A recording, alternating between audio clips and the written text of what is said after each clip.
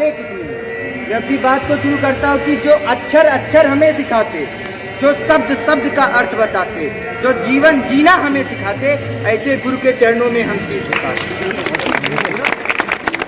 अपने वीरा के झंकार से विश्व को सुरमय बना देने वाली मां शारदे को नमन करता हूँ। आदरणीय मुखचित महोदय, प्राचार्य मैम, आचार्य जी एवं मेरे प्रिय भाइयों बहनों, मैं अपनी बात को शुरू करने से पहले इस तिरंगे के लिए कुछ लाइनें रखता हूँ कि खौलता हुआ रगों में राणा व शिवाजी वाला, खौलता हुआ रगों में राणा व शिवाजी वाला, लहू का उफान कभी चूकने ना पाएगा। खौलता हुआ रगों में राणा व शिवाजी वाला, लहू का उफान कभी चूकने ना पाएगा। और पन्नाधारी हारा रानी का ये बलिदानी देश, कुर्बानी में कलेजा कभी दुखने ना पाएगा। शेखर सुभाष ऐसे फाक की धरा है यहाँ, शेखर सुभाष ऐसे फाक की धरा है यहाँ, क्रांति का प्रवाह कभी रुकने न पाएगा। और 100 करोड़ जनता के दिल में लहरता ये लाडला तिरंगा कभी झुकने न पाएगा।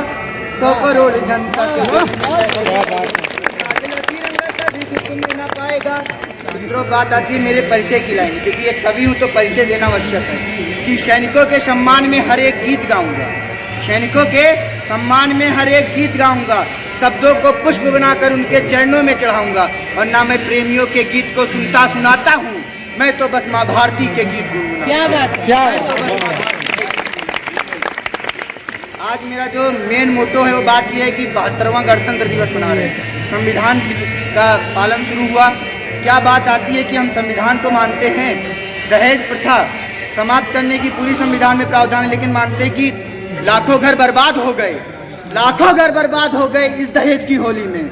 अर्थी चढ़ी हजारों कन्या बैठ ना पाई डोली में, और जाने कितनों ने अपनी बेटी के पीले हाथ कराने में कहां कहां मस्तक टेके हैं अपनी इलाज बचाने में, कहां कहां मस्तक टेके हैं अपनी इलाज बचाने में। एक सैनिक जब सरहद पर होता है और घर से खत जाता है तो उसमें खत में क्या लिखा होता है, भूमिका अभी नहीं बनाऊंगा, सब समय की अभाव है।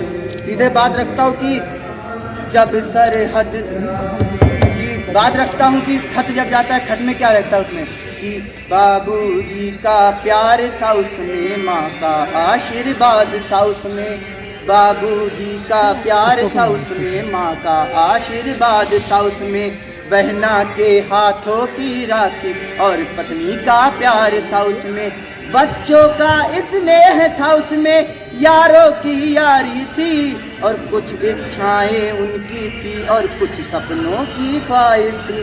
जो हमारे गार्जियन होते हैं उनकी इच्छाएं होती हैं पुत्रों के प्रति, तो क्या इच्छाएं खत में रहती कि बाबूजी कहते हैं कि मेरा नाम बढ़ाएगा तू, माताजी कहती हैं कि मेरा शान बढ़ाएगा तू, बहना कहती है कि मेरी राखी फिर से चमकेगी, और पत्नी कहती है कि मेरा सिंदूर निखर आएगा।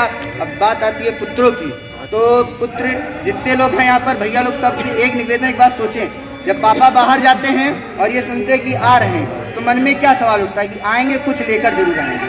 तब रखता हूँ, सही है, बच्चे कहते हैं कि पापा फिर से त्योहारों पर आएंगे, संग में अपने खेल खिलौने और मिठाई लाएंगे, संग में अपने खेल खिलौने और मिठाई लाएंगे। मित्रों, बात ये रहती कि जो चीज़ हम किसी से नहीं कह पाते वो अपने मित्रों से कहते हैं, तो मित्रों को सारी चीज़ें पता होती। तब रखता हूँ कि और यार कहते हैं कि, और यार कहते हैं कि दोस्त मेरा तन कर लड़ जाएगा, अगर जरूरत पड़ जाए तो माँ के खातिर मर जाएगा, अगर जरूरत पड़ जाए तो माँ के खातिर मर जाएगा।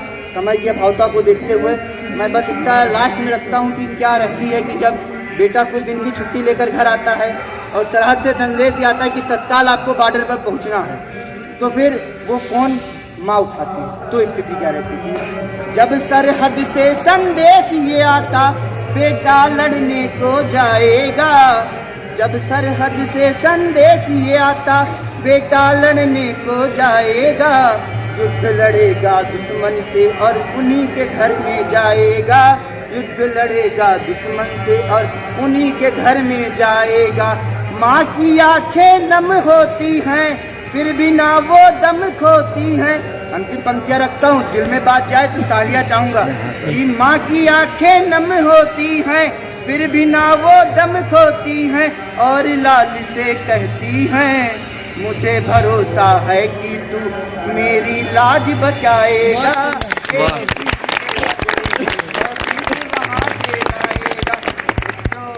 एक रखता हूँ कि इस समय मैं रामायण पर लिखने का प्रयत्न कर रहा हूँ, तो छोटा सा खंड है कि क्या लिख रहा हूँ कि स्थिति रहती है कि जब केकई वचन मांगती हैं वहाँ से और राजा दशरथ की मृत्यु, जब क्या रहता है कि अंतिम नंबर राजा राजा राजा राजा दशरथ ने अपने रघुवंश की लाज को बचाई थी। बात वही कहो जो पूरी कच्छ को ये करके दिखाई थी। केकई ने मांगा जो वचन उसे दे दिया, राम को वन और भरत को गद्दी भी दिया, राम को वन और भरत को गद्दी भी दिया कि पिता की बात मान पुत्र वन को चल देते हैं, संग में उनके भाई लखन और प्रिय सीता भी चल देती हैं। यह दृश्य देख पिता का हृदय कष्ट से भर जाता है, सांस साथ छोड़ देती है, आत्मा उन्मुक्त गगन में उड़ता है। वाह।